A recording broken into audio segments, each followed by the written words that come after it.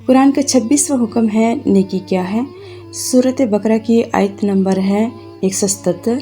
نیکی یہ نہیں کہ تم مشرق یا مغرب کی طرف منہ کر لو، بلکہ نیکی یہ ہے کہ لوگ اللہ پر، روز آخرت پر، فرشتوں پر اور اللہ کی کتاب پر اور پیغمبروں پر ایمان لائیں، اور مال کو باوجود عزیز رکھنے کے رشتہ داروں، یتیموں، محتاجوں، مسافروں اور مانگنے والوں کو دیں، اور غلاموں کو آزاد کرنے پر خرچ کریں، اور نماز پڑھیں اور زکوٰۃ دیں، اور جب وعدہ کریں تو اس کو پورا کریں، تنگ دستی، دکھ اور لڑائی کے وقت صبر کریں۔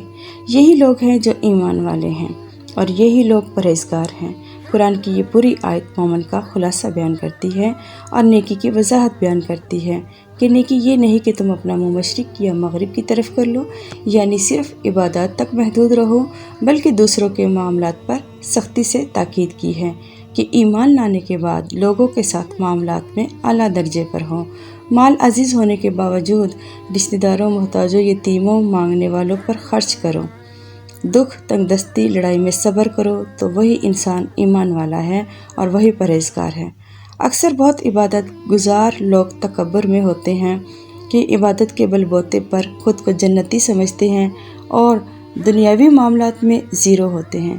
نماز اور زکوٰۃ کی ادائیگی کے ساتھ عہد کو پورا کرنا ہے اور دکھوں اور تکلیفوں پر صبر کا حکم ہے۔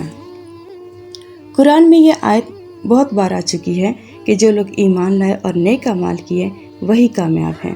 ایک مومن کے لیے یہ دونوں شرائط لازم ملزوم ہیں۔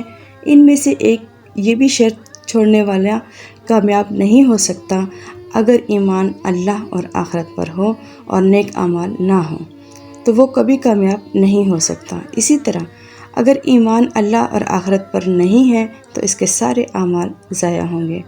اللہ کا قانون ہے کہ جو انسان جس لائن میں آگے جانے کے لیے محنت کرتا ہے اسی میں کامیاب ہوتا ہے۔ جیسے اگر کوئی موسیقار بننے کے لیے محنت کرے گا تو اللہ اسے اسی لائن میں آگے بڑھاتا ہے۔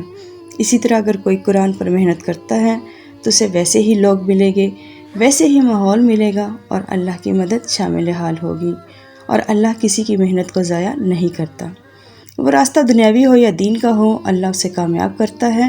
قرآن میں ہے کہ انسان کے لیے وہی کچھ ہے جس کے لیے اس نے کوشش کی۔ اب آپ نے کیا کوشش کی ہے وہی درجہ انسان کو حاصل ہوگا۔ تو آج سے ہم قرآن کو سمجھیں گے اور 100% عمل کریں گے تاکہ آخرت میں کامیاب ہو سکیں انشاءاللہ۔